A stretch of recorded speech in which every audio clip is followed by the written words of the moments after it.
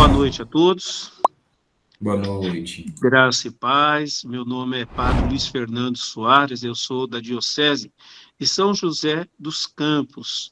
Eu sou pároco, aqui é chamado de cura, da Catedral de São Dimas, em São José dos Campos. E sou também moderador da comunidade Caminho do Discípulo, que é uma comunidade em células. Eu tenho vou fazer 34 anos de padre agora no final do ano. Desses 34 anos de padre, eu fui 33 anos, ainda sou, pároco, né? Fui pároco de 3 paróquias. Uma paróquia chamada Santa Branca, na cidade de Santa Branca, por 10 anos. Uma paróquia chamada Paróquia Espírito Santo, Jardim Satélite, em São José dos Campos, e agora, Catedral de São Dimas, há 6 anos.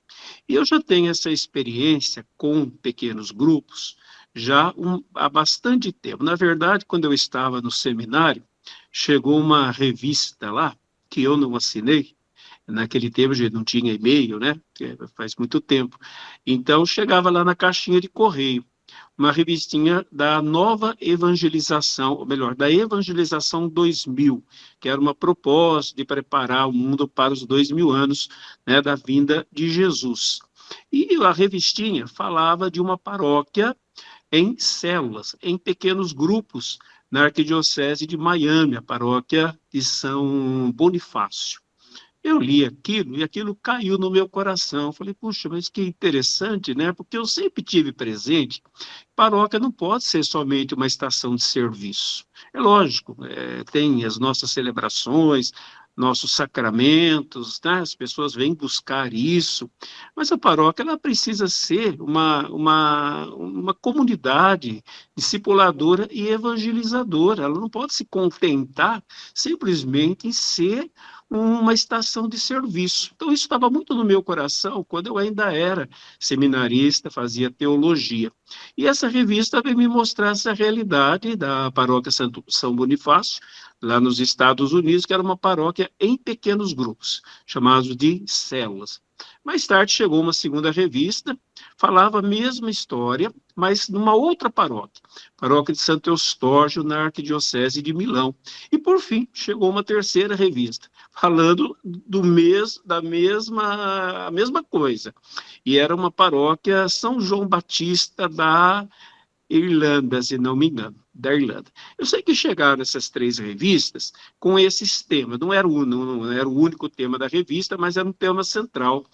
Eu falei, puxa, mas é isso que eu estava procurando, mas estava estudando, né? Quando eu me tornei padre, depois de um ano fazendo experiência numa paróquia como vigário, eu fui para a minha primeira paróquia chamada Santa Branca. E eu iniciei esse trabalho, mas eu não conhecia nada a respeito do trabalho, só sabia que eram pequenos grupos. Então, foi um tempo de aprendizado, não deu certo, né, não continuou. Hoje temos células lá, mas a partir da comunidade Caminho do Discípulo, mas no tempo que estava lá não continuou. Mas caiu no meu coração que daria certo, sim. É que algumas falhas, eu não acompanhei direito como deveria acompanhar, não sabia exatamente como lidar com certas situações que apareciam. Depois fui para a paróquia Espírito Santo, onde eu fiquei 17 anos nessa paróquia.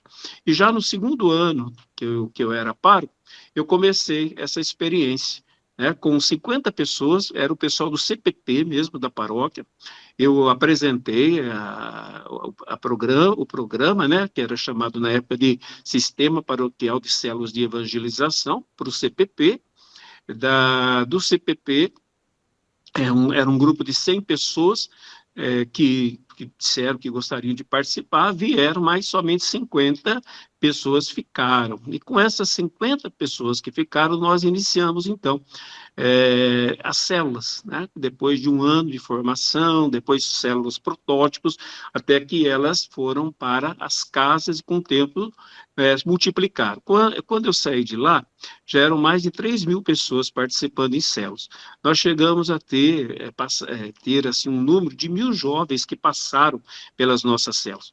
Eram 600 casais participando de células, fora as chamadas células mistas, os adolescentes, as crianças, enfim, eu vi que era uma coisa muito frutuosa.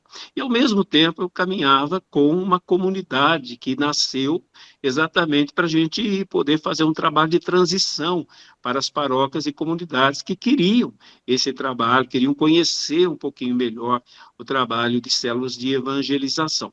Só que com o passar do tempo, nós entendemos que nós tínhamos que ter células dentro desse trabalho. E aí, depois de uma boa caminhada, a nossa comunidade, chamada Comunidade Caminho do Discípulo, começou também com bastante célula, a par da comunidade, da Paróquia Espírito Santo. Quando eu saí de lá, não houve uma continuidade no trabalho lá. Então, as células que ainda estavam lá, porque devido à pandemia muitas células terminaram, mas mesmo assim 1.000 e poucas pessoas ainda participavam das células, né? Depois de uma série de coisas que aconteceram, entre elas a pandemia, mas não foi só a pandemia,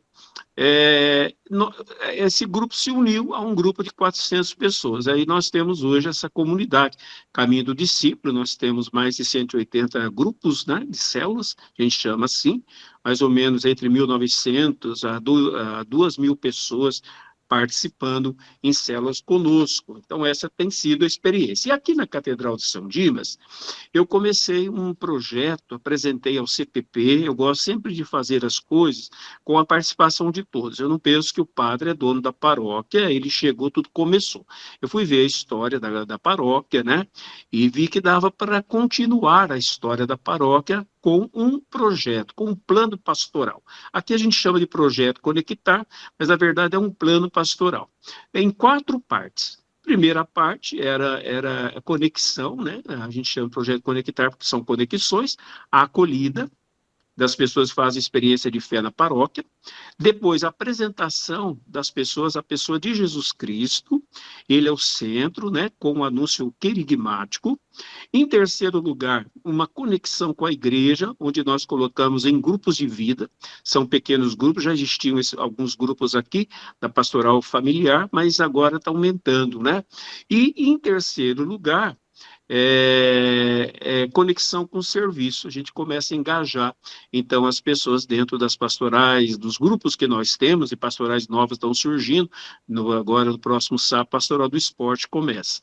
Então, é dentro desse projeto, né, Conectar. A fé, acolhida, nós fazemos um café, onde nós convidamos os nossos visitantes, e a gente faz um vídeo institucional, apresentando a paróquia, apresentando o projeto, eu vou até lá, né, dou as boas-vindas, acolho essas pessoas, passamos uma manhã de oração, uma manhã de apresentação da paróquia e depois um café.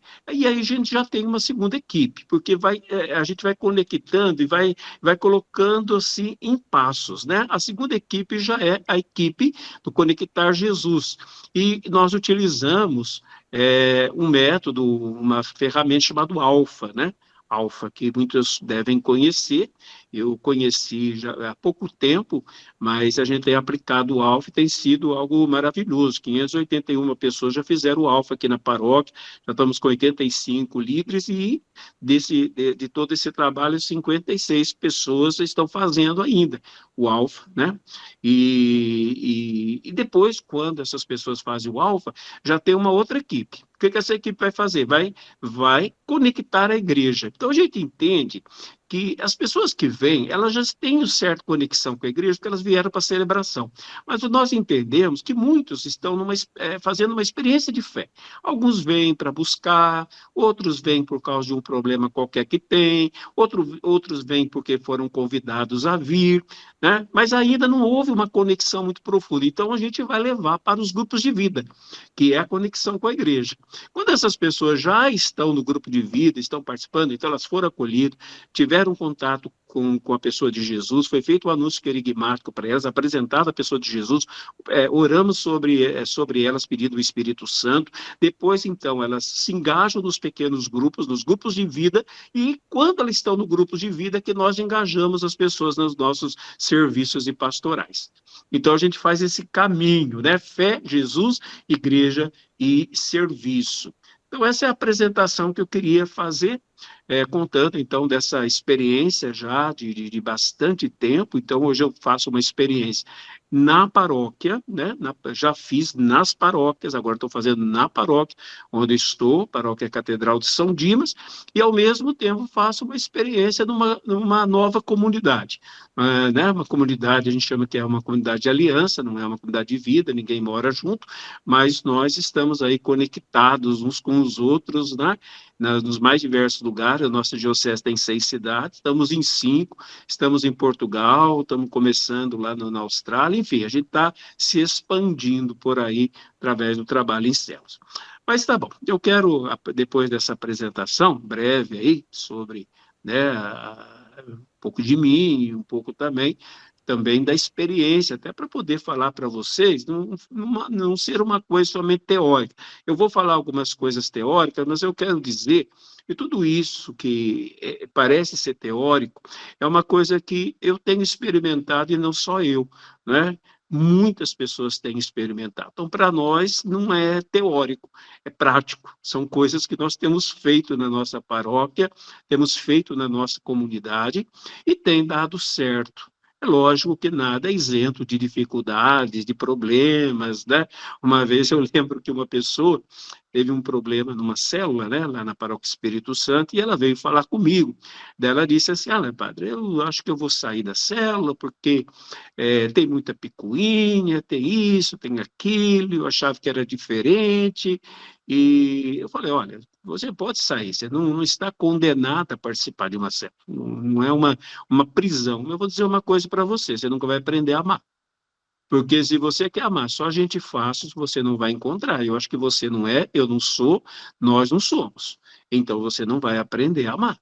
A comunidade está ali para a gente aprender a amar, aprender a acolher o outro como é, aprender a perdoar, aprender a ajudar o outro a crescer, ser ajudado pelo outro também a crescer, a fazer uma experiência de fé, uma experiência de comunidade, uma experiência de santidade juntos, né? Jesus disse para nós aí, no domingo, né, que se vocês se amarem, todos saberão que vocês são meus discípulos. Então, se a igreja não tiver, assim, a experiência da comunidade mesmo, né, de pequenas comunidades, lógico, existe a grande comunidade, como a igreja toda é uma comunidade, mas a pequena comunidade, nós vamos vivenciar alguns pontos importantes para a comunidade. Nós não temos testemunho para dar. Não temos. Às vezes nós ficamos assim, contentes, nós padres mais ainda. A minha região é uma região onde as pessoas participam muito das missas, né? As nossas igrejas aqui, elas são lotadas, praticamente todas são lotadas. A minha igreja é muito lotada, algumas missas de domingo a gente tem que colocar cadeiras fora, se construir um galpão, enfim. E a gente olha e fala: puxa vida, a igreja está cheia, né? A pergunta é, né, cheio do quê? Cheio de quem? Será que está cheio de discípulos? Ou está só cheio de gente? Será que Jesus tinha pensado numa aglomeração, né, num povão, ou Jesus pensou em discípulos, em seguidores? Então, para a gente poder ser um seguidor de Jesus, tem algumas condições. Não é? Jesus ele nos chama como comunidade. A experiência com Cristo, ela é pessoal. Eu sei disso, porque eu tive a minha experiência, meu encontro com a pessoa de Jesus Cristo, com o Espírito Santo, e eu sei que é pessoal, foi uma coisa que só eu experimentei. Mas a vivência cristã não é pessoal, ela é comunitária. Ela é comunitária, ela não é eu e Deus, Deus e eu, ou até mesmo eu dentro da igreja, mas na verdade não me relaciono com ninguém. Às vezes eu pergunto aqui na paróquia: gente, o que vocês conhecem das pessoas que estão aqui? Aí ninguém responde. Se bem, a nossa igreja ela é redonda, então um vê a cara do outro, mas os bancos estão assim enfileirados, e a maior parte das igrejas é aquela igreja reta. Eu falo assim: o que vocês conhecem? Eu falo assim: eu acho que vocês não vão responder, eu vou responder por vocês. A nuca. O que nós conhecemos das pessoas na igreja é a nuca. Nós não conhecemos as pessoas, não sabemos quem são. Verdade, temos a pastoral da acolhida, seja bem-vindo, o padre fala boa noite, seja bem-vindo, a gente faz algumas coisas para que as pessoas se sintam bem-vindas, Dia das Mães, um cartão, Dia dos Pais, mas isso não é de fato uma acolhida. Pelo menos não é uma acolhida plena. Para você acolher uma pessoa, você tem que conhecer quem é aquela pessoa. Se eu falo como padre de uma paróquia, minha paróquia é média, né? Mas vem muita gente. É uma igreja com quase 1.000 pessoas, então vou contar aí umas 3.000 pessoas por final de semana. Mas o padre não conhece. Esses dias mesmo alguém falou, olha, faleceu tal pessoa. Eu fui saber, a pessoa já tinha sido enterrada. E a maior parte das pessoas que falecem, que ficam doentes, eu não sei quando alguém liga na secretaria e chama o padre. Né? Então, e depois, como que um padre vai dar conta? Nós padres somos muito cobrados. Você tem que visitar, tem que isso, tem que aquilo. Na verdade, nós não damos conta, principalmente dos grandes centros urbanos. Nós não damos conta para visitar todo mundo, para ir na casa de todo mundo. A gente não conhece todo mundo, não conhece. Às vezes a gente tem pessoas trabalhando com a gente, ministros, em pastorais, você não sabe o nome da pessoa. Agora, o padre não vai ter que saber o nome, apesar de ser o pastor, mas ele não vai conseguir dar conta de conhecer todo mundo, de conversar com todo mundo. Ele precisa que isso se multiplique, essa acolhida ela seja de muitos para muitos, e não de um para muitos, de poucos para muitos. Por isso, gente, a importância, né, de acolher em pequenos grupos. Né, que é um caminho para o discipulado, caminho para o seguimento de Jesus. Então, nós temos aí diversos nomes, né, para isso. É pequenos grupos, é pequenas comunidades, é grupos de vida, que na paróquia a gente chama de grupos de vida, células, na minha comunidade, Caminho do Discípulo, são células, grupos de reflexão, igreja nas casas, né, comunidades missionárias, comunidades eclesiais de base, as SEBs. Então, olha, nós temos muitos nomes para essa realidade, né, de pequenos grupos cristãos, que se reúnem, alguns se reúnem semanalmente, no caso da minha comunidade é semanalmente, todos os dias da semana, em diversos horários, né, em diversos locais também. Aqui na paróquia é mensalmente, já era assim, a gente manteve assim, em alguns lugares é quinzenalmente, algumas vezes é nas casas, que é o ideal, né, que seja nas casas. Porque às vezes o ambiente de templo, de igreja, às vezes algumas pessoas ficam meio assim ressabiadas, né? Principalmente quem não vai à igreja. A casa, ela oferece um ambiente melhor de acolhida. De acolhida. Mas pode ser feito também em restaurantes. Os nossos jovens, por exemplo, às vezes eles fazem restaurantes, eles fazem os encontros dele até na praça. Pode ser feito em qualquer lugar. A igreja nas casas, vamos dizer assim, as pequenas comunidades, ela permite assim, muitas coisas, ela não é engessada, ela não tem que ser ali, não tem um ponto, não tem um endereço, né? Ela está presente em muitos lugares, está presente em muitas realidades, está presente em muitas famílias diferentes. Inclusive a própria palavra paróquia, gente, não sei se vocês sabem, ela é a junção de duas paróquias, de dois nomes gregos, paroikia, né? Oikia quer dizer casa. Então, paróquia quer dizer junto com as casas. Paroikia. Pároco, para oikos, que quer dizer junto com as pessoas. Isso deveria ser, né? A paróquia antes era um número de casas, né? Ainda é, mas hoje tudo foca somente no templo, quando deveria ser no templo, né? Como os primeiros cristãos que iam ao templo todos os dias, mas ao mesmo tempo também ser nas casas, ser nos saguões dos prédios, ser nas ruas, ser num restaurante, por que não a igreja em todo lugar? O Papa Francisco falava disso, uma igreja em saída, né? Nós não somos uma igreja em saída, nós ficamos esperando as pessoas, nós não vamos buscar. Agora, o que é ir buscar? Vamos sair na praça com uma Bíblia na mão, vamos fazer um sermão? Parece que não funciona muito. Então, a gente tem que achar um outro método, né, para buscar. E quando buscarmos, vamos levar para onde? Né? Onde que a pessoa vai sentir que ela está dentro de uma família e não dentro de um aglomerado de pessoas. Os pequenos grupos, eles podem ter realidades homogêneas. O que é uma realidade homogênea? Iguais, né? Então, pode ser grupo só de casais. Na minha comunidade, a gente tem essa experiência. Grupo só de casais, grupo só de mulheres, de homens, se bem que nosso é misto, de jovens, de adolescentes, de pré-adolescentes, inclusive, no caso da comunidade, aqui eu vou citar a comunidade de paróquia, inclusive nós temos celulinhas, que são para as crianças. Enquanto os adultos fazem a célula, num canto da casa, alguém se responsabiliza e vai fazer a celulinha com as crianças. Já vai desde pequeno, ensinando a criança a viver em comunidade. Mas tem também as células heterogêneas. Essas heterogêneas, elas são misturadas, casais, jovens, crianças, todo mundo junto, né? Como numa família também. Então, um pequeno grupo ele pode ter essa característica homogênea e pode ter uma característica heterogênea. Depende muito, e tem a vantagem da homogênea, porque as pessoas falam coisas mais em comum. Por exemplo, os nossos casais conversam muito da vida do casal. Os jovens têm lá a sua linguagem, os adolescentes têm outra. Acho que nós aprendemos que não dá para misturar jovem com adolescente. Parece tudo a mesma coisa, mas não é. O jovem ele tem uma perspectiva, uma expectativa de vida diferente. Começa a fazer faculdade, começa a namorar, já pensa em casar.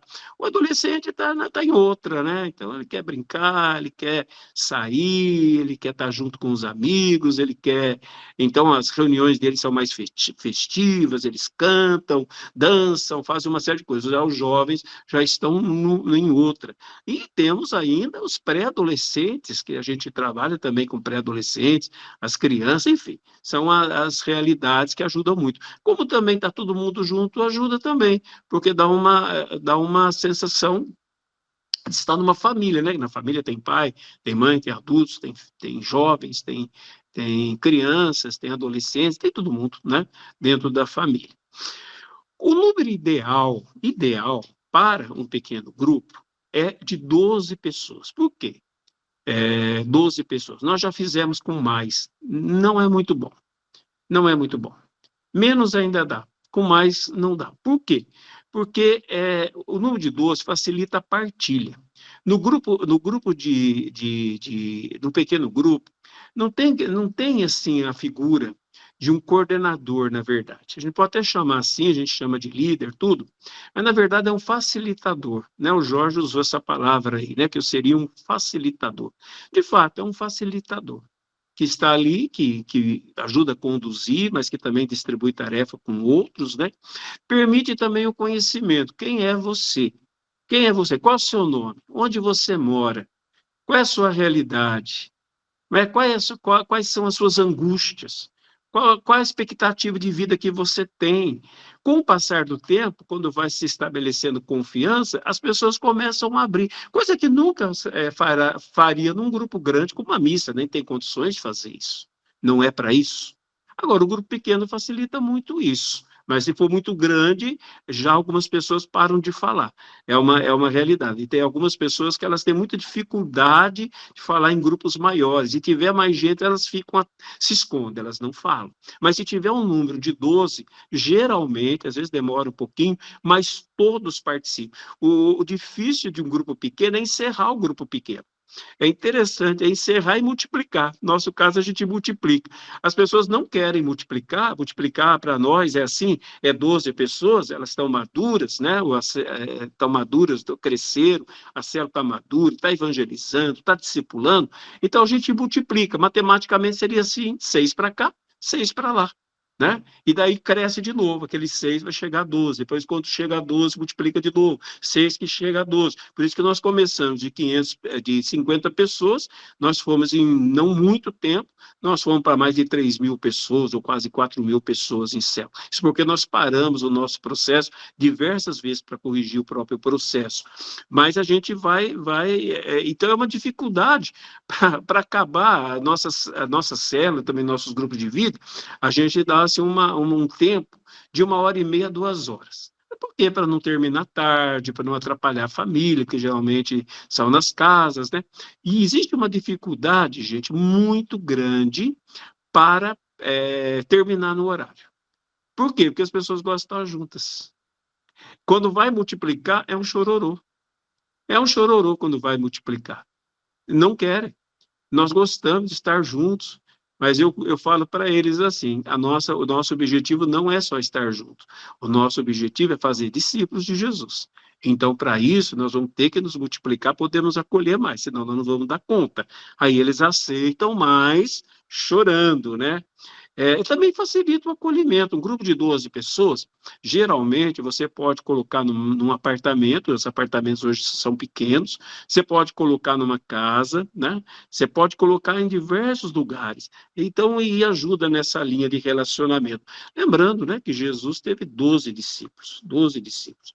Pode ser mais? Pode ser 15, pode ser 20, pode, mas atrapalha demais o intercâmbio, não dá muito certo, tá bom?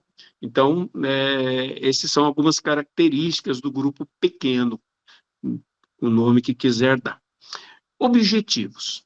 Um grupo pequeno, ele não está ali, se reuniu para nada, ele tem objetivos. Porque se não tiver objetivo, se não tiver meta, não vai para lugar nenhum. Acho que vocês já viram o ditado, né, que diz assim, para quem está perdido, qualquer caminho serve.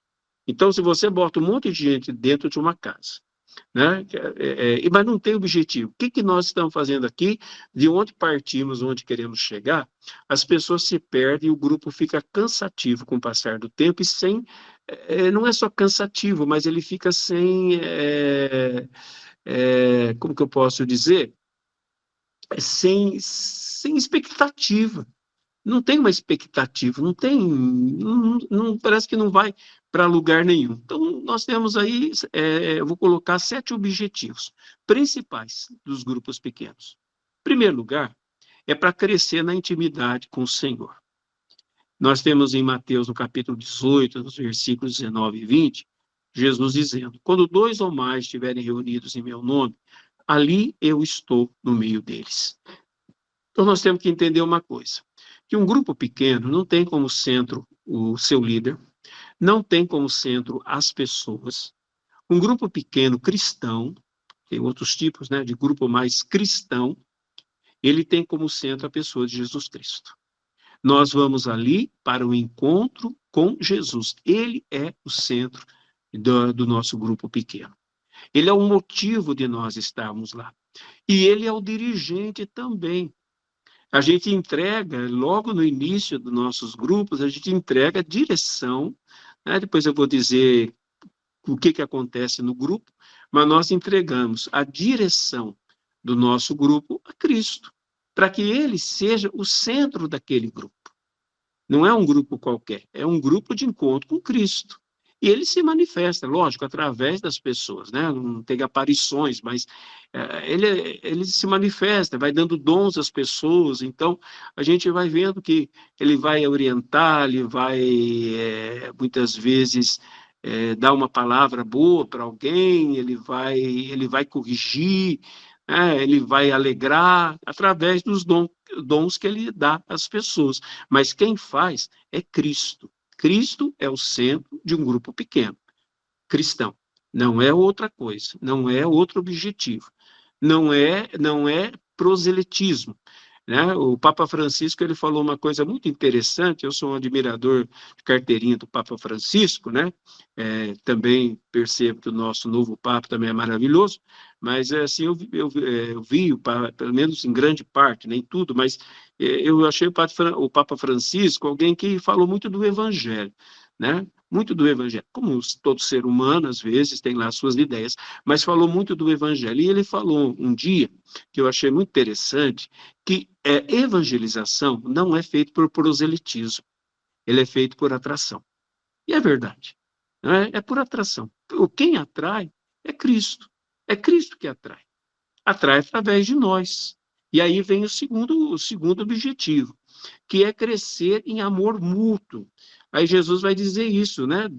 Deste modo, todos saberão que são meus discípulos, se vocês amarem uns aos outros. Gente, nós precisamos desse testemunho dentro da igreja. Nós precisamos desse testemunho dentro da igreja. A igreja não é simplesmente um templo, uma doutrina, um magistério, ritos. Tudo isso é importante, a gente sabe, não estamos aqui dizendo que não. Mas igreja é vida, não é só instituição. Não é só organização, é um organismo vivo.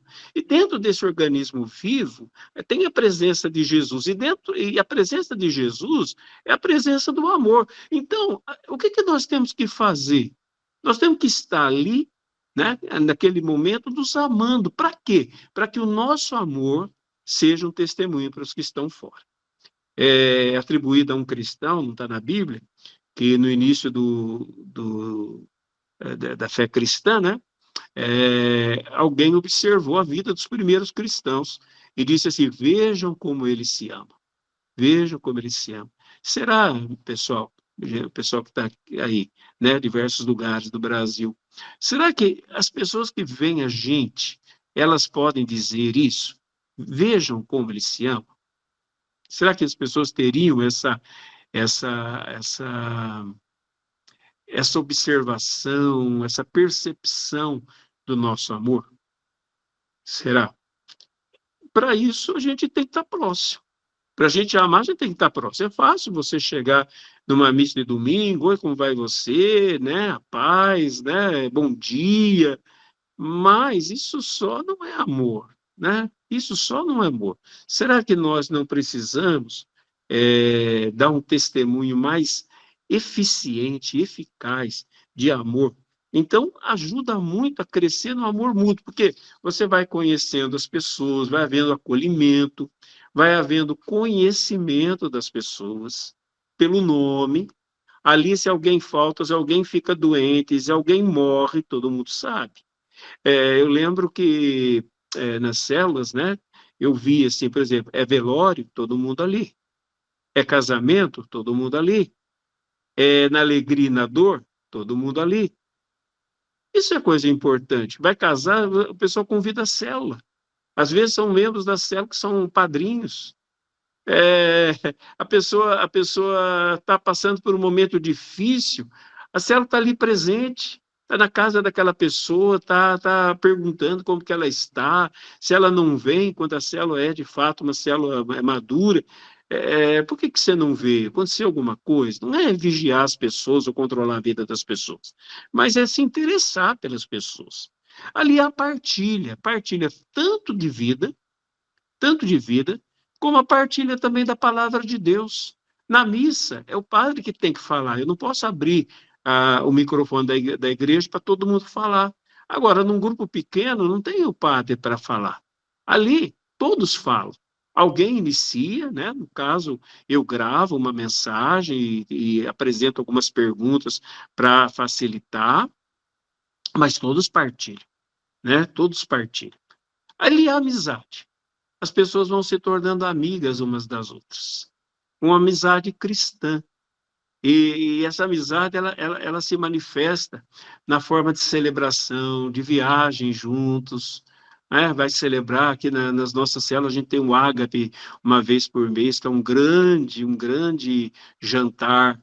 A pessoa faz festa junina, as pessoas fazem assim, diversos tipos de eventos para poder celebrar a amizade.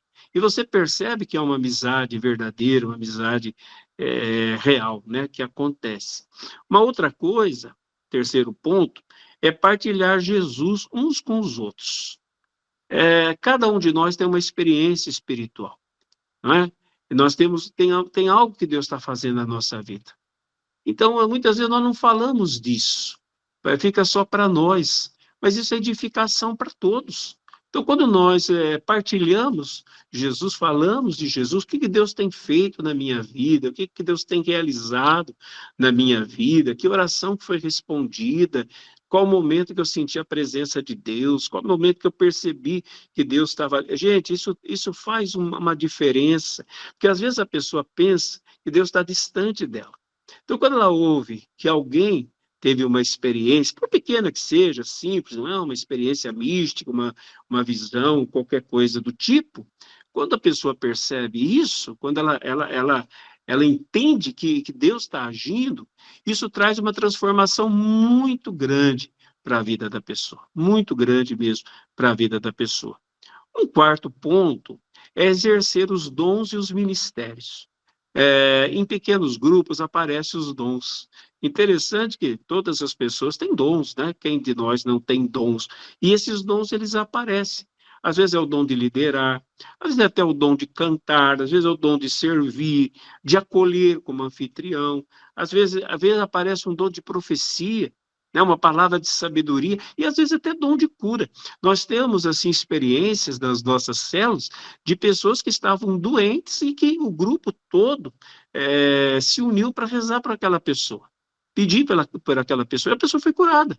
Depois ela testemunha que ela foi curada, ou ela conseguiu um emprego, ela conseguiu vencer uma dificuldade, lógico, porque nós estamos, né, estamos ali nas mãos de Deus. Então, através dos dons, Deus vai agindo muito na vida das pessoas.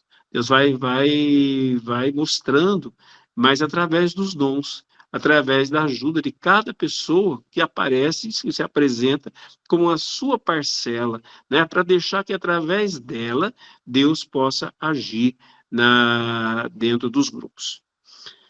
Uma outra coisa é dar e receber apoio, né? Também. Através do quê? Da palavra, da orientação, da partilha dos bens. Na nossa comunidade, nós fazemos a partilha dos bens, cada um dá o que pode, né? E, às vezes, também fazemos partilha material, no sentido de alimento, de outras coisas, mas, principalmente, é a partilha da vida. Partilhar a vida, querer viver a vida tendo na sua vida um irmão, uma irmã. Nós estamos vendo, gente, que o nosso mundo está extremamente egoísta, egocentrista. Inclusive, a fé também está passando por isso. Está passando por eu quero ser salvo, eu quero ter uma experiência com Deus, eu quero ir na missa, receber a comunhão, eu quero sentir a presença de Deus, eu quero fazer alguma coisa para eu conhecer. Tá, tudo isso acontece, mas nós não podemos ser egoístas. A vida cristã, ela é para o outro. Hoje nós vemos muita gente falar assim, não, o melhor mesmo é viver sozinho, o melhor mesmo é estar sozinho, né? Acho que todos nós já vimos aí vídeos de pessoas falando, eu estou sozinho, estou feliz, eu não preciso de ninguém, eu não tenho necessidade de ninguém, porque as pessoas são tóxicas e essas coisas que a gente ouve, né? Mas não serve para a vida cristã uma coisa dessa. Não, não é eu e Deus, Deus e eu.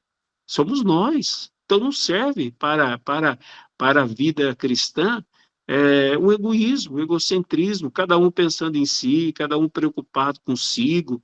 Não tem como, né? Outra coisa é formar novos líderes. Olha, eu acho que uma das maiores dificuldades que nós temos hoje nas nossas paróquias é a liderança. São poucos os líderes. É ou não é verdade? Tem gente que não pode nem morrer porque não tem ninguém para assumir. Tem gente que não pode, às vezes, sair um pouquinho, porque não tem. Se a pessoa deixa uma determinada pastoral, um determinado movimento da coordenação, às vezes aquela pastoral chega a acabar, porque não tem quem assuma. Por quê? Não tem líderes? Não, não foi preparado líderes. Líder tem que ser preparado de maneira intencional. Lá na minha comunidade, Caminho do Discípulo, nós temos hoje 800 líderes. 800 líderes. Mais ou menos 400 coordenadores de células, né? Desculpa, gente, 400 líderes. É isso, 400 líderes. Contando que nós temos quase 200 líderes, quase 200 células, para cada célula temos um líder. E para cada líder nós temos um auxiliar. Fora outras formas E o que nós fazemos? A gente treina. A gente treina esses líderes. A gente chama esse pessoal para líder, a gente convida, depois a gente treina, a gente acompanha. Por quê? Porque não surge se não for feito isso. Então, um grupo pequeno, ele ajuda muito a formar novos líderes, né? Para escolher um ou mais auxiliares do líder. Então, o líder passa a ensinar o seu auxiliar como é que se lidera um grupo pequeno. Como é que se faz um grupo pequeno? Ele vai aprender, ele vai passar. O líder discipula, acompanha pessoalmente seu auxiliar.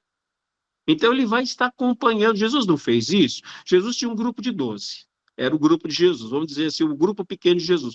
Mas Jesus tinha um grupo de 3, Pedro, Tiago e João. Quem eram esses 3?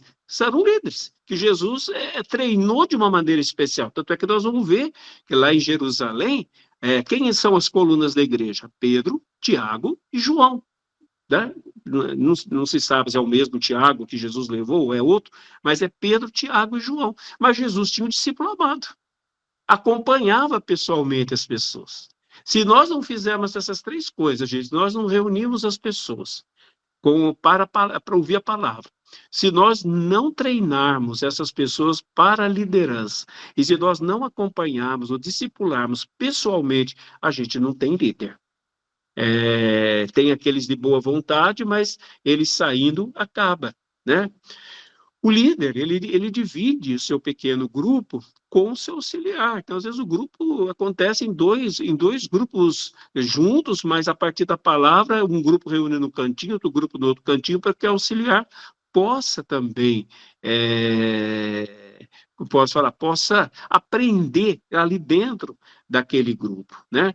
O líder multiplica o seu grupo e envia aquele auxiliar para uma outra casa, para um outro lugar, para começar um novo grupo, como eu disse, um grupo de 12 pessoas, matematicamente, né?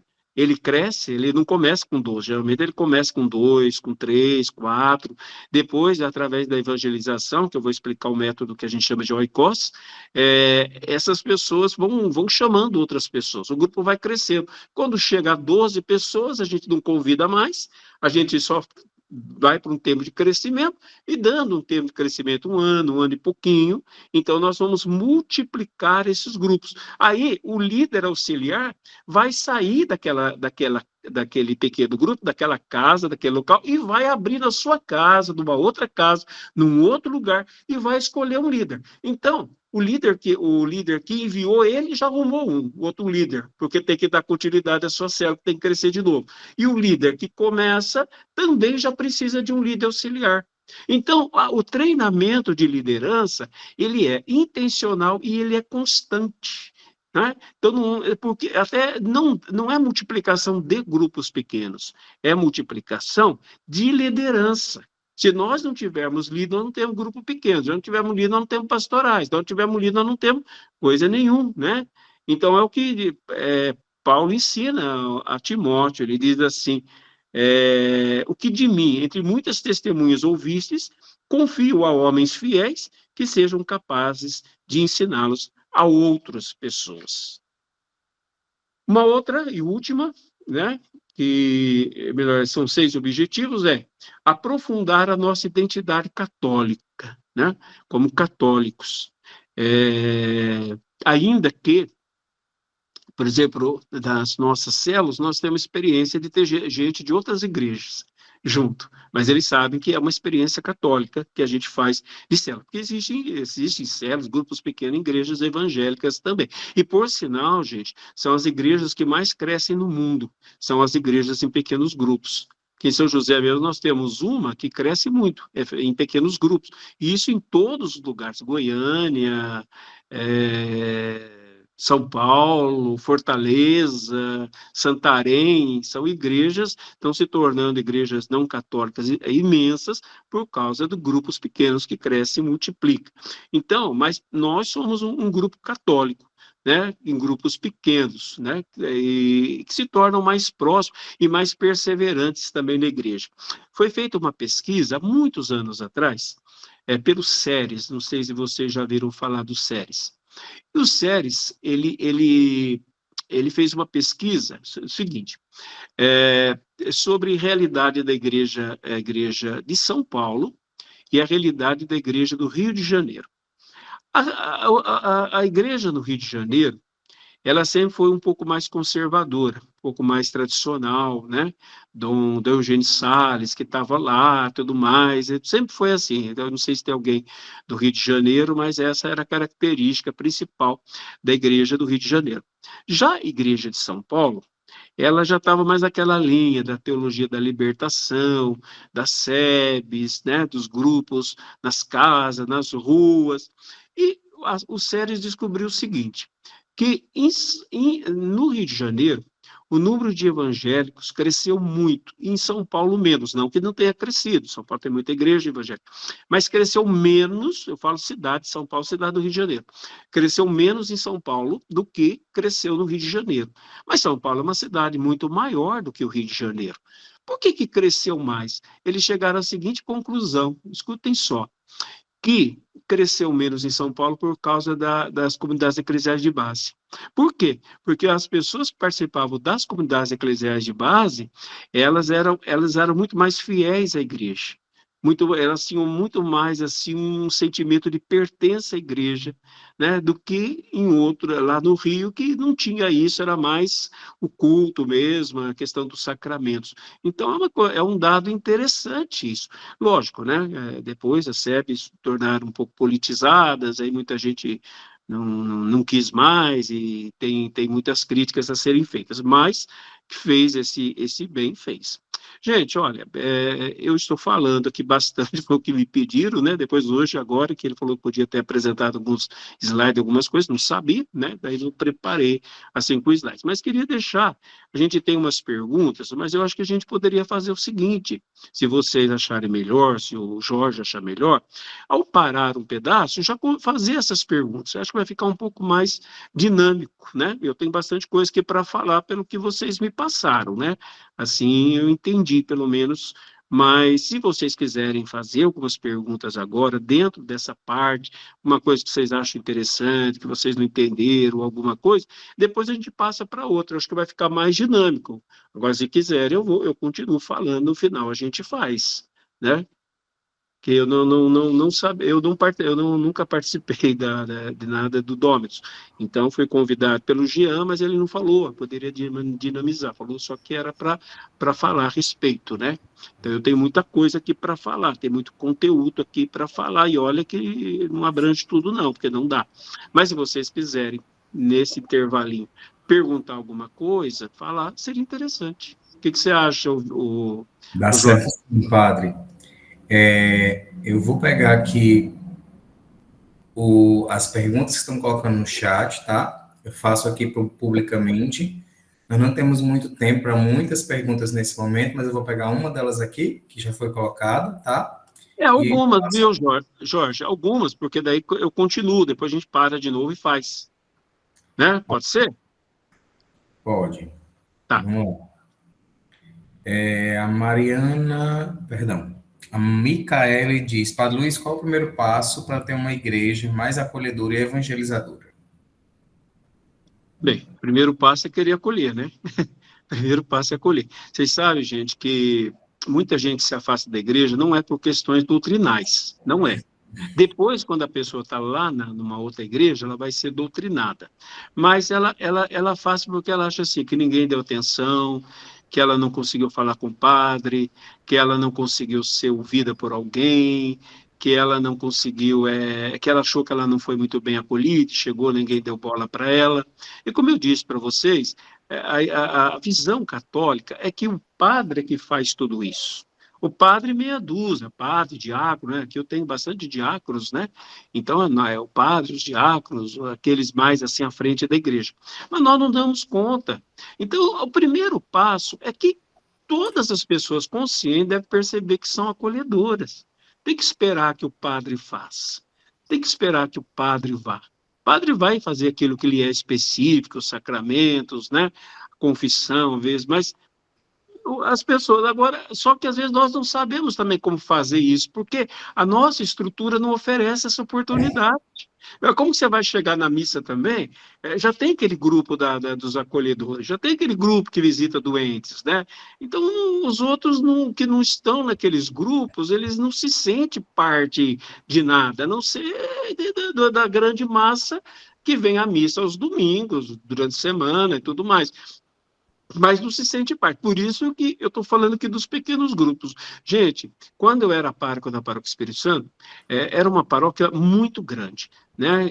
No final de semana, a gente contava mais ou menos 5.000 mais pessoas. Só de ministro, eu tinha 300 ministros. Só de ministro. Nós tínhamos 87 pastorais diferentes. Tinha a pastoral dos esportes, tinha a pastoral dos empresários, tinha a pastoral das pessoas com problema de drogas, de pessoas solteiras, enfim. Mas como que foi surgindo muitas dessas pastorais? Algumas já existiam, aquelas mais tradicionais tem na igreja, já existiam. Mas, com os pequenos grupos, foram aparecendo algumas necessidades, né? Foi aparecendo algumas realidades que a gente achou melhor fazer um grupo à parte para poder acolher essas pessoas.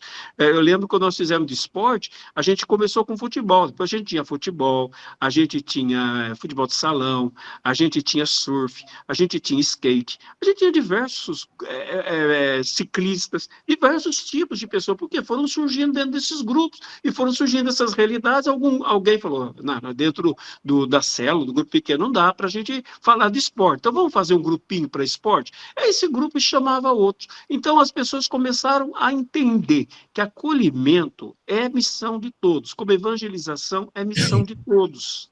Então, eu penso que uma mentalidade de uma igreja em comunidades, aquilo que foi dito né, desde Aparecida está falando isso, uma comunidade de comunidades é a saída para o acolhimento. Porque a estrutura que nós temos hoje, gente, missa, tudo mais, tem a sua importância, o momento de celebração é maravilhoso, mas não, a gente não consegue fazer acolhida, porque é massa. A gente precisa também de fazer essa acolhida em grupos menores. Eu sou um entusiasta, eu falava lá na paróquia, olha, não teria feito em 50 anos, o que em menos de 15, eu fiquei 17 anos, mas lá para o 10º ano, assim, eu já via todo mundo preocupado. Às vezes eu não converso, eu só conversava com as pessoas quando era confissão. Por quê? Tinha um casal precisando, os casais da rede, a gente chamava de rede, agrupamento, todas as séries de casais iam conversar. Tinha o jovem lá, aquele problemado do jovem, né? Eles iam entre eles, e convidavam amigos, vamos na lanchonete, vamos sair, vamos conversar, né? Tinha a pessoa. Um dia uma senhora mataram o filho dela na porta da casa dela, ela ficou destruída, lógico, né? Sem dúvida. Mas o que aquele grupo apoiou aquela mulher? Eu vi coisas, gente, do Ato dos Apóstolos. Eu vi gente que ficou desempregado, não tinha o que comer. A célula manteve até que a pessoa conseguisse emprego de novo. Então, isso é igreja. Isso é igreja. Não é só culto, não é só, né? Entenda bem, né? Falar, mas não é culto. Lógico que é culto, mas não é só culto, não é só serviços. É missão permanente, é que o Papa falou, é a igreja de saída. E essa igreja de saída, a gente tem que encontrar uma forma de ir até essas pessoas. Pois eu vou falar da evangelização Oicos, como que é feito, que não é feito com pregação, nem com shows, nem com nada. É feito de uma forma muito natural e que foi a grande, digamos, entre aspas, sucesso das nossas células, do crescimento das nossas células. Perfeito, padre, obrigado. Antes da gente continuar, queria só motivar a gente a abrir a nossa câmera, tá? Para a gente poder também se ver, interagir, tá?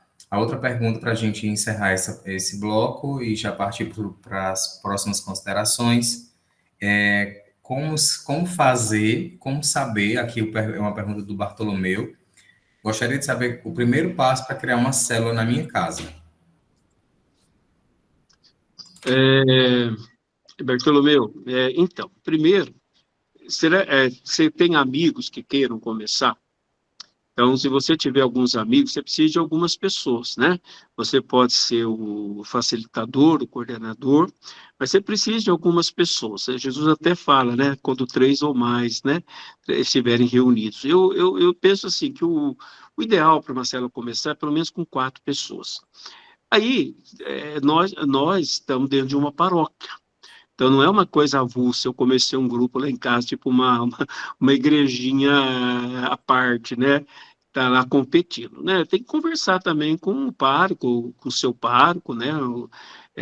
Olha, eu estou querendo começar um grupo assim, o senhor permite que eu comece? Ainda que a casa é da pessoa, né? Ninguém vai proibir de alguém, mas eu penso que é de bom senso fazer isso. evita problemas, senão daqui a pouco, né, algum padre pode entender que alguém está querendo fazer uma pastoral à parte, às vezes tem alguns que chegam até falar na missa, o pessoal está reunido lá, não vão lá não, né, não sei o quê, então evita muitos problemas. Nós temos uma célula em Portugal, sabe, da Diocese de Leiria, nós começamos uma lá, acho que já vamos para a terceira célula em Portugal, da comunidade Caminho do Discípulo. Interessante, quando eles chegaram lá, eles queriam começar a célula, brasileiros que foram morar lá, foram trabalhar lá. E aí eles me perguntaram, o que a gente faz? Eu falei, olha, vai conversar com o padre. Vai conversar com o padre e fala que vocês estão querendo começar um grupo assim, explica para ele, né?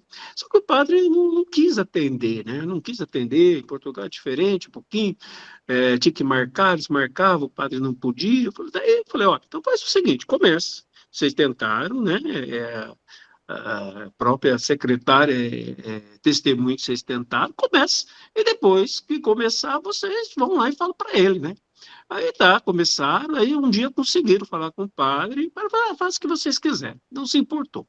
Só que nessa diocese, eles fazem uma peregrinação de Leiria para Fátima, porque na verdade chama Diocese de Leiria Fátima, junto, pertinho. E aí eles fazem uma peregrinação, só que o povo não vai muito. As nossas células começaram a ir, e chamou a atenção do padre. O padre falou assim, quem são vocês que são brasileiros, que vêm aqui participar com a gente? E eles começaram a ir. Aí mudou o padre. Hoje nós temos 3 células, e o padre faz questão de ir lá participar. O novo padre. Faz questão de ir lá, 2 ou 3. Às vezes eu me perco um pouco nos números aí, né? Mas nós temos, eu sei que tem de jovens e tem de casais, Acho que tem mais uma, está surgindo mais uma, né? Então, que o padre ficou fã deles, por quê? Porque eles foram lá e se mostrar serviço ali, mas foram conversar com o padre, não ouviu, o segundo já ouviu, falou, posso ir lá conhecer? Pode, lógico, pode e deve, né? Vai lá conhecer. E de fato foi. E ele gostou, então de vez em quando ele aparece, por quê? Porque as nossas células se reúnem, tem o grupo, é sempre em torno da mesa. A mesa une as pessoas, gente. A mesa une as pessoas.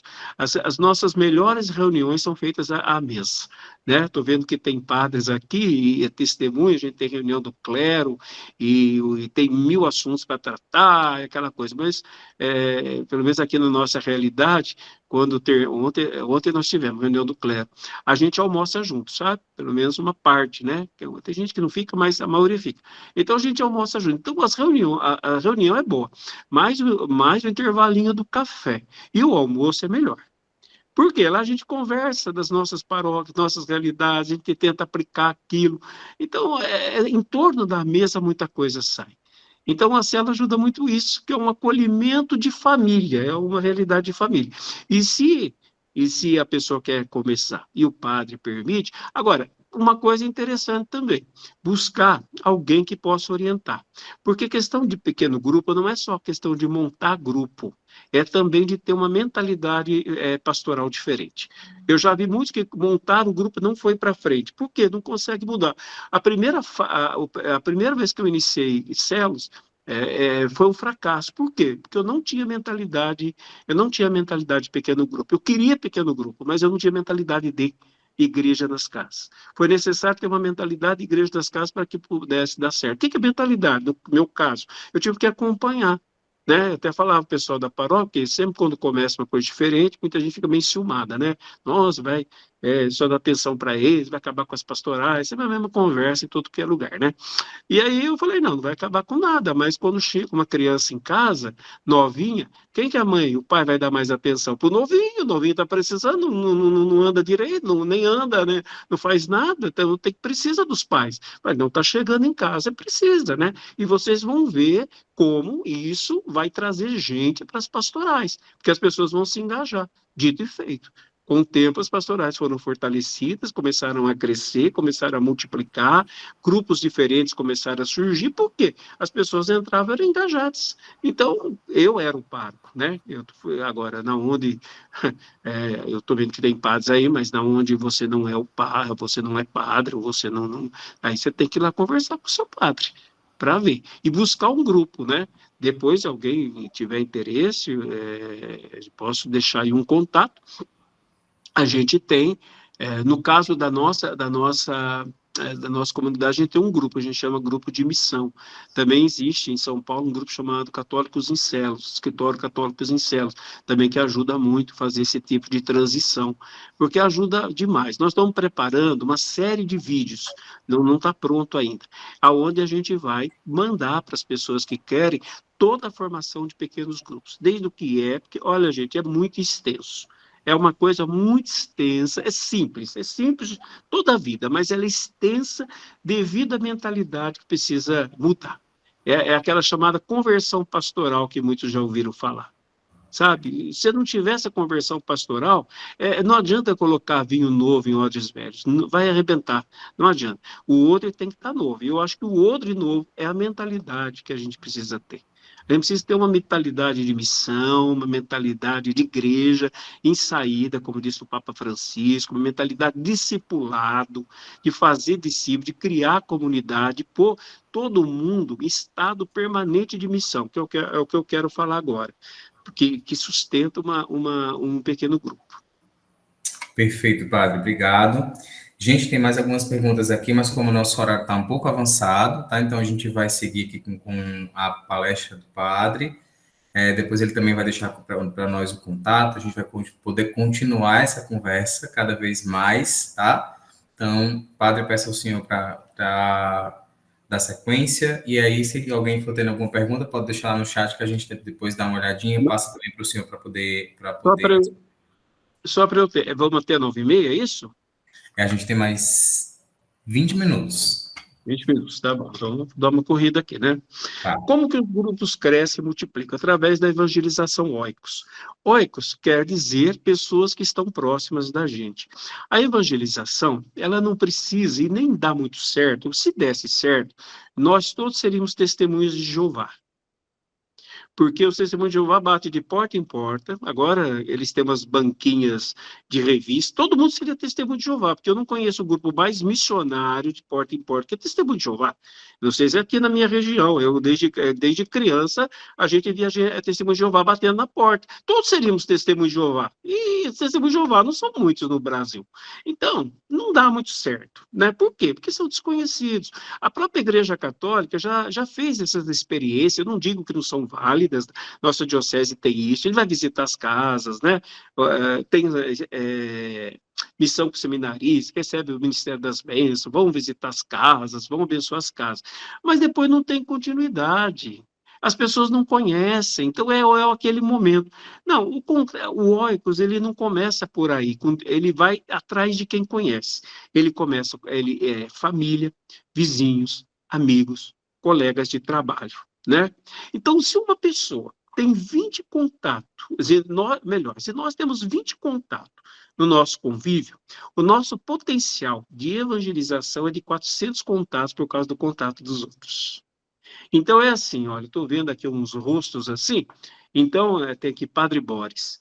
Eu conheço o Padre Boris, que conhece a Alzenir, que conhece o Roberto Carlos, que conhece a Eliana, que conhece a Vanusa, que conhece a Silvana, que conhece os outros. Então, eu falei para o Padre Boris, eu falei para o Padre Boris, eu evangelizei, vamos dizer, o Padre Boris, mas o Padre Boris conhece outra pessoa. Só que eu não falo para um, eu tenho no meu contato pelo menos 20 pessoas. Será que, por isso que tem que ser intencional a missão, será que eu já tive oportunidade de evangelizar essas pessoas, de falar de Jesus para essas pessoas? Ou estou esperando que todo mundo venha, né? Então, o Oikos é exatamente isso. É o contato que eu já tenho em relação às pessoas. Olha, lá na Paróquia Espírito Santo, a gente foi tendo uma evolução. Quando nós iniciamos, quem eram os nossos contatos? Eram os membros de pastorais. Só que esses membros de pastorais tinham contato com frequentadores assíduos das missas, mas que não eram de pastorais. Então, o contato do primeiro grupo era com gente de pastoral. Então, quase todas as nossas células eram gente de pastoral. Segundo lugar, Esse povo de pastoral tinha contato com pessoas que eram assíduos à missa, mas não eram de pastorais. Então, começou a entrar, depois de um certo tempo, só pessoas assíduas à missa, às células. Depois de um tempo, essas pessoas assíduas à missa tinham contato com pessoas que eram frequentadoras ocasionais da missa. Então, no terceiro momento, começou a entrar gente que vinha à missa de vez em quando. Depois, esses que vinham à missa de vez em quando, tinham contato com pessoas que eram católicos não praticantes, não vinham à missa. Aí começou essa gente que era católica não praticante a entrar na célula. Esses católicos não praticantes tinham contato com pessoas que nem católicos, que estavam aí de qualquer jeito, no mundo do crime e tudo mais. Eu sei que no início a gente pescava no aquário. Depois de um certo tempo, do contato pessoal, sem fazer uma campanha, sem bater na porta de ninguém, sem fazer nenhum show, sem fazer coisa nenhuma, nós começamos a atingir gente e eu ia para os encontros de formação de liderança, os encontros grandes, eu não conhecia quase ninguém mais, porque foi entrando tanta gente dentro dos nossos grupos que ficou impossível conhecer. Eu não conhecia, mas aquelas pessoas eram conhecidas pelo seu líder, conhecido pelo seu discipulador. E como que funciona esse processo evangélico? Vou correr aqui. Processo de evangelização Roicos.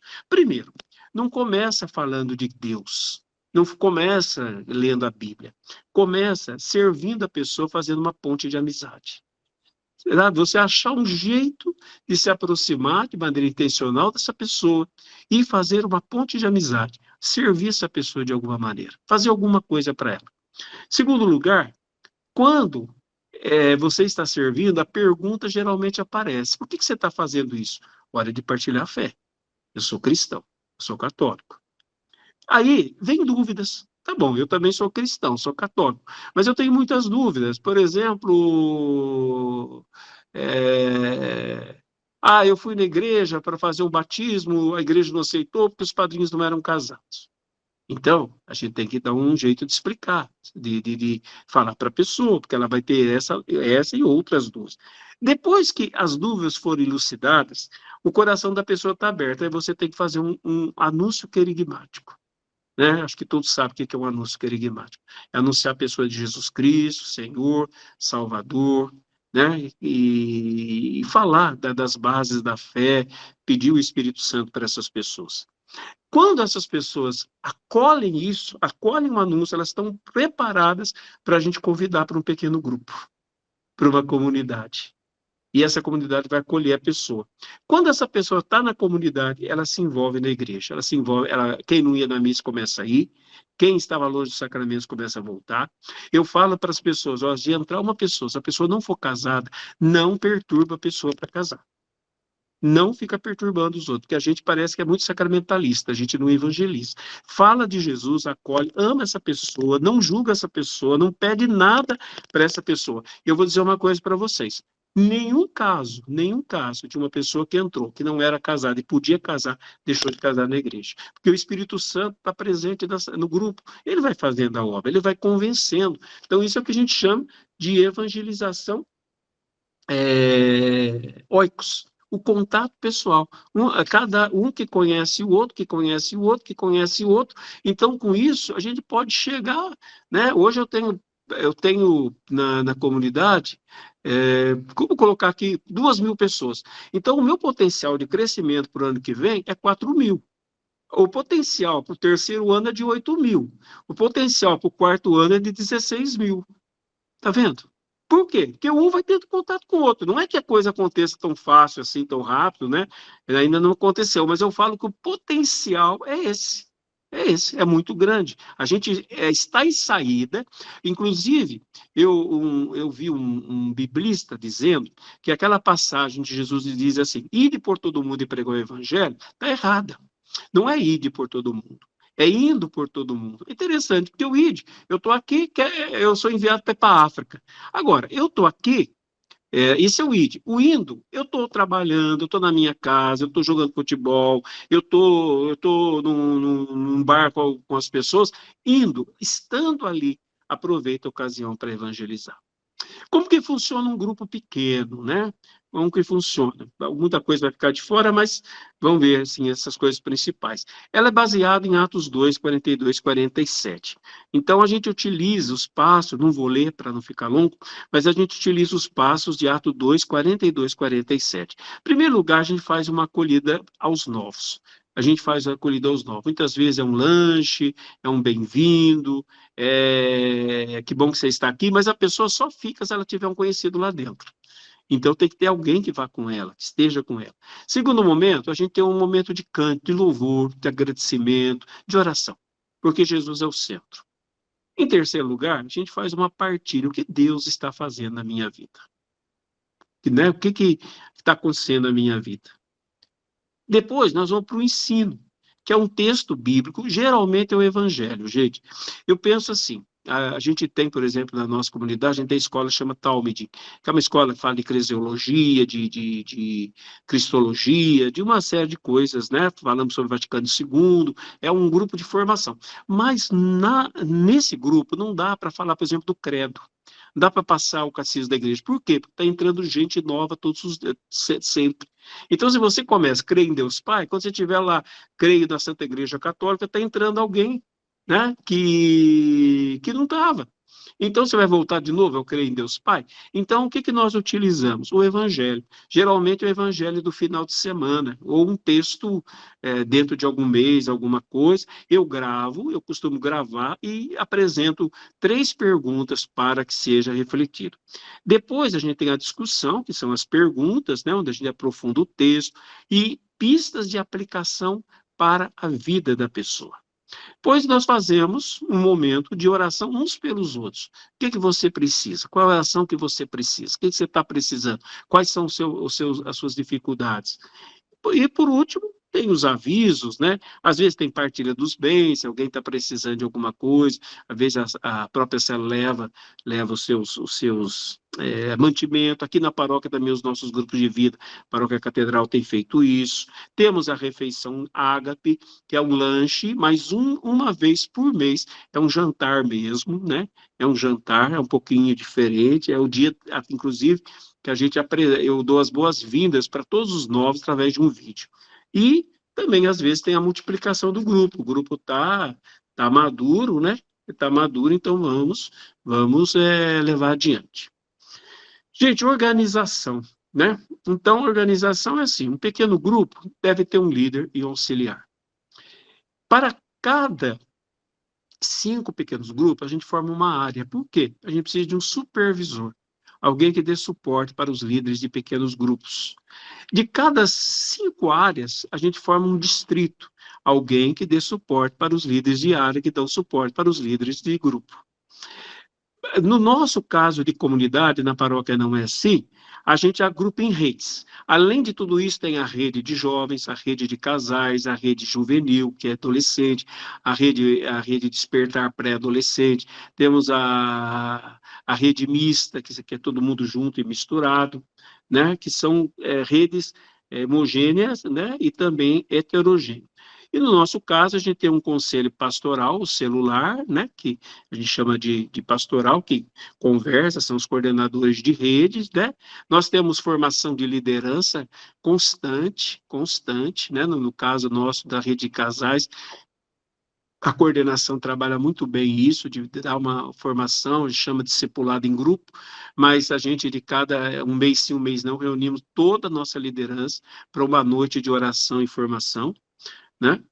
Então, essa é a organização. Tem aqui muitas bases bíblicas, gente, crisiológicas, né? Atos dos Apóstolos, melhor, Antigo Testamento já falava isso, organização de Jetro, Êxodo 18, 17 a 26, né? Que Jetro manda Moisés procurar homens para liderar o povo. Daí ele fala assim, e divida isso em chefes de 1.000, de 100, de 50, de 10. Já estava lá no Antigo Testamento. No Novo Testamento, nós temos o grupo de Jesus, o grupo dos 12, né? Que ele constituiu para estar com ele. Na igreja primitiva, no finalzinho do livro de Romanos, capítulo 16, versículo 5, diz isso, saudar igualmente a igreja que se reúne na casa deles. Depois, em 1 Coríntios 6, 19 e 20, a mesma saudação, né? Mas aí dizendo que a igreja se reúne na casa de Áquila e Priscila, né, também. Depois nós encontramos no livro de Filemon, o Filemon, como quiser, né, a igreja que se reúne em sua casa, a irmã Áfia e Arquipo, nosso companheiro de lutas. Então, 3 vezes faz menção a grupos pequenos, mas é no Atos dos Apóstolos que aparece assim mais claro, em Atos 2, 42, 47, depois Atos 5, 42, né, no Atos 5, 42 é interessante, diz assim: e todos os dias do templo e de casa em casa continuavam a ensinar e anunciar Jesus, o Cristo. É a igreja de 2 asas, gente. A igreja tem que ter 2 asas. Você pega um passarinho que tem uma asinha só, ele não bate asa, não, ele não voa. Então a igreja tem que ter 2 asas. Quais são as 2 asas da igreja? O templo e as casas. O que quer dizer isso? No templo, a celebração, no templo, os ministérios, as pastorais. E nas casas, a comunidade. Se a igreja for só celebração, ela é capenga. Se ela for celebração e ministérios ou pastorais, ela é capenga. Se ela for só comunidade, ela é capenga. Mas ela for celebração, comunidade e serviço, ela se sustenta muito bem. Né? E nos documentos, gente, eu termino com isso. Documentos tem muitas, eu anotei diversos aqui, não vai dar tempo, então eu vou ler isso aqui para vocês, que é o documento de Aparecida, né? Diz assim: a renovação das paróquias no início do 3º milênio exige a reformulação de suas estruturas para que de comunidades e grupos capazes de articular, conseguindo que seus membros sintam-se realmente discípulos e missionários de Jesus Cristo. Documento de Aparecida, 172, né? Então fala isso, que precisa ter uma renovação das paróquias, uma renovação das paróquias. A nossa célula, a gente tem como uma máxima assim: em cada casa uma célula que cresce e multiplica, cada membro um discípulo missionário de Jesus Cristo. Também aqui tem na CNBB, diz assim: a conversão da CNBB, documento 100, que fala de comunidade de paróquia, comunidade de comunidades. E diz assim, olha que interessante: a conversão da paróquia em comunidade de comunidades, de discípulos convertidos pela palavra de Deus e conscientes de urgência de viver em estado permanente de missão. É o que eu falei para vocês com Oikos. Todo mundo está preocupado em evangelizar. Não é evento. Eu acho engraçado, né? Agora já até perdeu um pouco a força, pelo menos aqui perdeu. Mês de outubro, mês missionário. Então começava o mês missionário, fazia uma grande celebração, depois tinha encerramento do mês missionário. Quando é que se encerra mês missionário, gente? Quando é que a missão é encerrada? A gente tem um senso não de missão, a gente tem senso de atividade, de acontecimento, não de missão. Missão, ela não encerra, ela começou desde o mandato de Jesus e vai encerrar na volta de Jesus. Como que a gente, olha a mentalidade que a gente passa, por isso que eu falo, grupos pequenos precisam ter mentalidade nova, senão não funciona. Porque se a gente tem a mesma mentalidade e só vamos ter uns grupos diferentes, não, ela é o sustento em comunidade da paróquia. E o Papa Francisco, né, por último, saudoso Papa Francisco, ele disse assim, olha, a pastoral em chave missionária exige o abandono do cômodo critério pastoral. Sempre se fez assim. Essa é a parte mais difícil, gente. Nós católicos canonizamos até porta. Até porta de igreja a gente é capaz de canonizar. Tem uma porta, o padre vai mexer na porta, vai mexer na coisa, um monte de gente que vai mexer na porta, pode tirar essa porta sempre teve aí, a gente canoniza a porta. Então, não dá, né? A pastoral em chave missionária exige o abandono do cômodo critério pastoral. Sempre se fez assim. Convido-os a serem ousados e criativos nessa tarefa de repensar os objetivos, as estruturas, o estilo e os métodos evangelizadores das respectivas comunidades. Papa Francisco, né, Evangelii Gaudium, número 33, isso a gente encontra no documento 100, número 31 da CNBB, essa fala do Papa Francisco. Olha, é muita coisa, né? Mas o tempo não é muito. Eu entendo também que também não, né, sendo assim online, né, não dá para falar muito mais.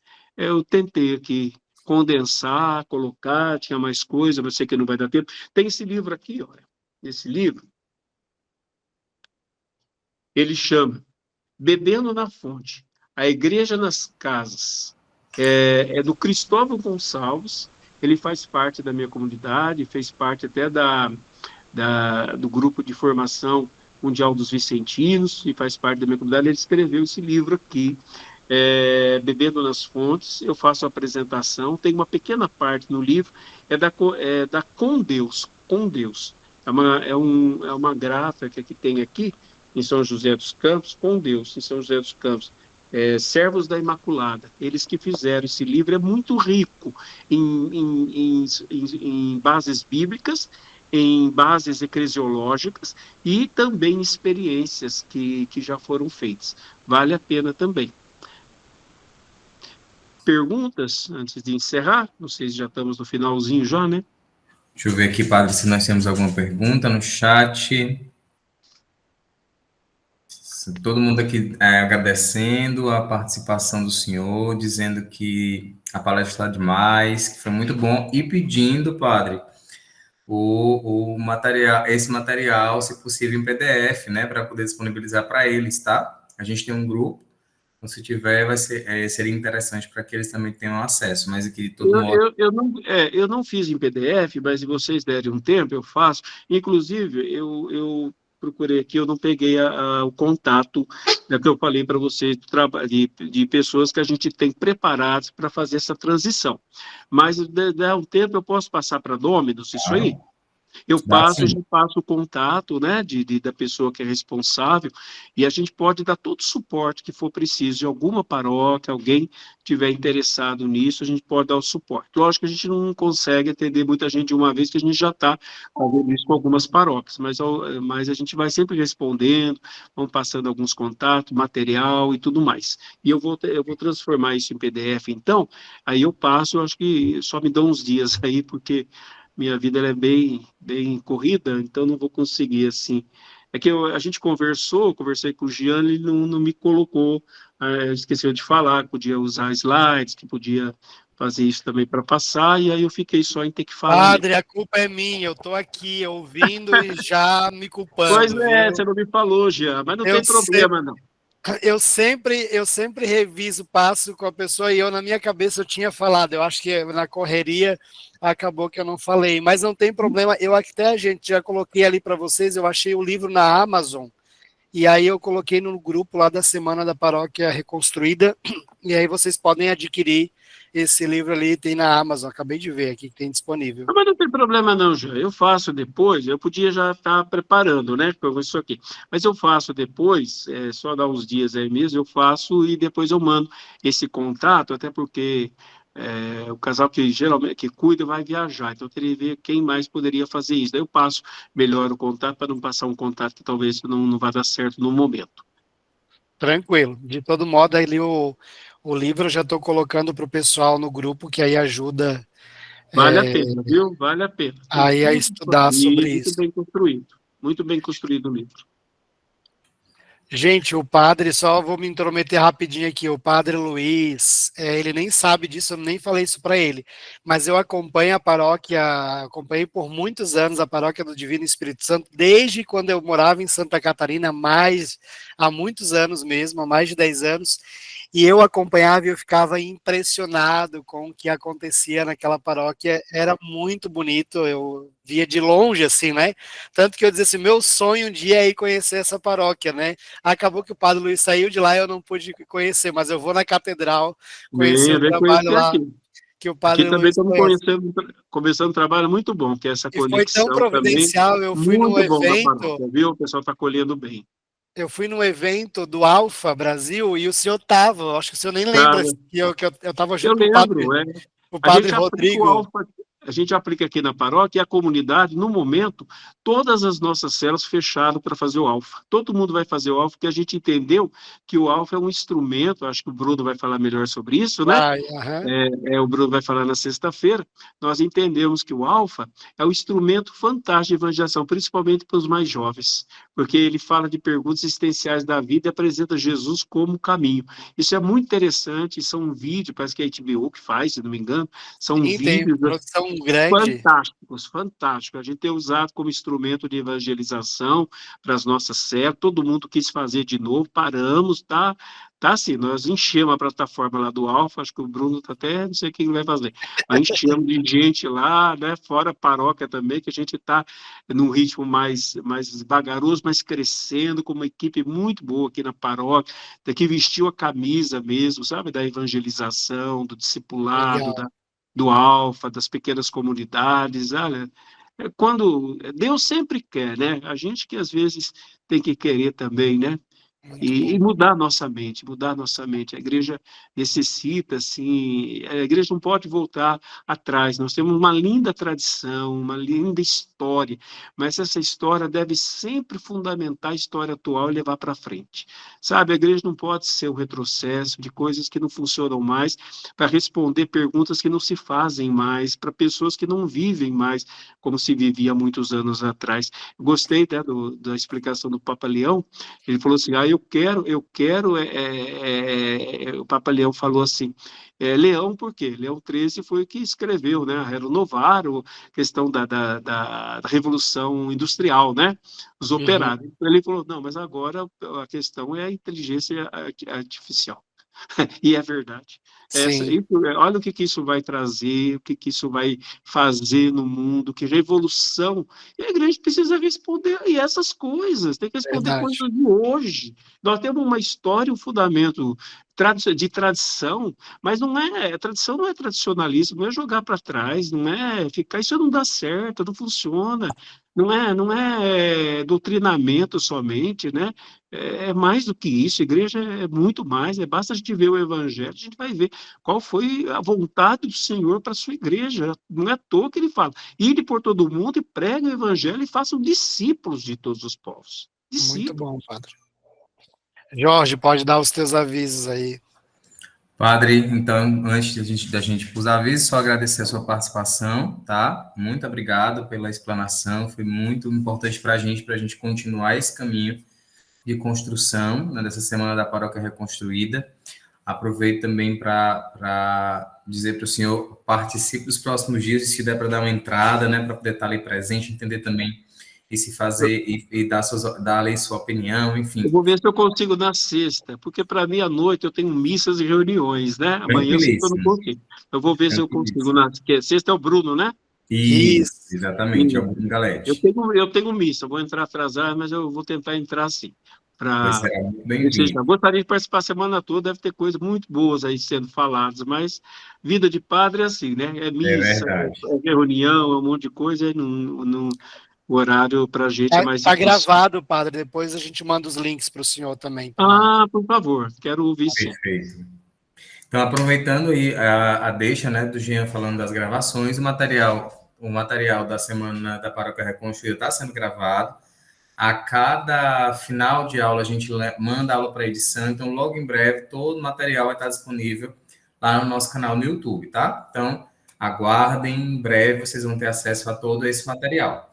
Quero aproveitar também, a partir daquilo que o Padre Luiz trouxe para nós nessa noite, né, de formação, falar para vocês que tudo isso, toda essa riqueza, né, que a gente escutou de organização, de planejamento, de favorecimento das pessoas, de facilitação, de alcance de pessoas, de surgimento de lideranças, formação de lideranças, tudo isso, né, faz-se necessário para a nossa vida enquanto evangelizadores, para a nossa vida enquanto comunidade. E nós aqui na Domus temos e oferecemos para vocês um grande guarda-chuva, eu vou chamar de guarda-chuva, tá? Que é o programa de aceleração da evangelização. Debaixo dele, a gente está pensando, olhando tudo que é a vida da paróquia, a vida daquela instituição a quem o nosso programa de evangelização, de aceleração da evangelização, ele se destina, né? E para que a gente coloca esse programa de aceleração da evangelização? Para acelerar, de fato, seu processo evangelizador. Por quê? Porque ele é uma oportunidade de alinhamento, de conhecimento técnico, gestão, planejamento, processos organizadores, processos evangelizadores. Nosso desejo é fazer com que todos os processos na sua comunidade estejam ali encaminhando bem. Para quê? Para que você evangelize mais, né? Para que a gente saia de apenas um povo que está ali, né? Como disse bem ali o Padre Luiz, conhecendo a nuca das pessoas, para conhecer as pessoas que fazem parte da nossa comunidade. Então, o programa de aceleração da evangelização, ele acontece no formato de mentoria, né? Com esse objetivo, né? De fazer o quê? Levar a nossa comunidade, a nossa paróquia, a instituição religiosa, onde nós estamos, a esse grande caminho formativo de um acompanhamento personalizado para que o nosso crescimento evangelizador cresça, né? Para que acelere-se de fato esse crescimento das nossas ações ali em todas as pastorais, em toda a dinâmica. Lembrando que o grande objetivo também é planejar, é fazer com que a sua comunidade tenha um planejamento efetivo, que não é engavetado, mas um planejamento que tem constância e que busca dia após dia fazer crescer Deus, a sua igreja, a ação querigmática, tudo aquilo que a gente trouxe e escutou também nessa formação de hoje. Então, o Bruno vai colocar ali para a gente no chat o link sobre o programa de aceleração da evangelização, para você conhecer melhor. Nós também vamos colocar lá no grupo, né, de WhatsApp. E qualquer coisa, não hesite em nos procurar, tanto a partir do link, como também pela nossa central de atendimento, para que a gente tire suas dúvidas, para que a gente comece já esse grande empreendimento evangelizador na sua comunidade, que é o programa de aceleração da evangelização, tá bem? Então, para nós, uma grande alegria ter vocês aqui hoje. Amanhã a gente volta nesse mesmo canal, nesse nosso mesmo horário. Fiquem atentos ali para receber. Eita, gente, ó.